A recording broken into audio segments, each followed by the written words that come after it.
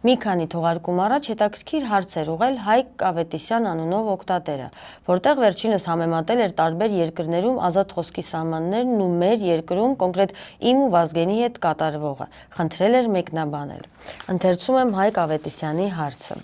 Հարց ունեմ ձեր ձերբակալության հետ կապված, մանավանդ հաշվի առնելով, որ պաշտոնական Հայաստանը բաղձում է, երազում է ԵՄ երկիր դառնալ, կտոր է լինում։ Ուրեմն արևմտյան երկրներում իրավական դաշտի մի փոքր հետազոտությունից հետո, համեմատելով խուլիգանության հոդվածը նրանց երկրներում համարժեք հոդվածների հետ, որպեսզի չստացվի, որ ֆուտբոլային ստադիոնում Նիկոլի իրական Հայաստանի ու Թուրքիայի խաղն ենք հարամել։ Ստացվեց հետևյալը. կխնդրեմ մեկնաբանեք եւ ներկայացրել տարբեր երկրներից օրենքի մեջբերումներ։ Հայկ ջան, նախ շնորհակալ եմ հարցի համար ու ասեմ, որ երկար համեմատականների կարիք չկա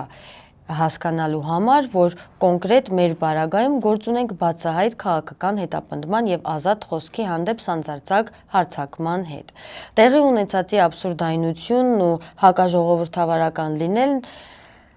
այնքան ակնհայտ է, որ անգամ ԵԽ լրագրողների անվտանգության հարթակն է առաջին մակարդակի ահազանգ ըղել Հայաստանում հաստատված ռեժիմին եւ ըստ էության պահանջել է սրանցից մեզ ազատ արձակել։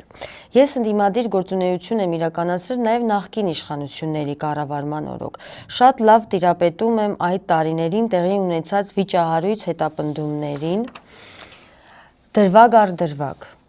Ամենայն պատասխանատվությամբ կարող եմ ասել, որ խոսքի ազատության եւ մարդու իրավունքների պաշտպանվածության համատեքստում, եթե այսօրվա ռեժիմին համեմատենք 2008-2018 թվականների իշխանության հետ, պետք է պնդենք, որ նախկին իշխանությունները արևմտյան ամենազարգացած ժողովրդավարությունների ձգտող իշխանություն են եղել։ Շատ լավ չեմ հիշում երկրորդ նախագահի իշխանավարման տարիները, բայց գրեթե վստահ եմ, որ այսօրվա ռեժիմն իր արարքներով անգամ այդ տարիներին տեղի ունեցածին է տվել անցել։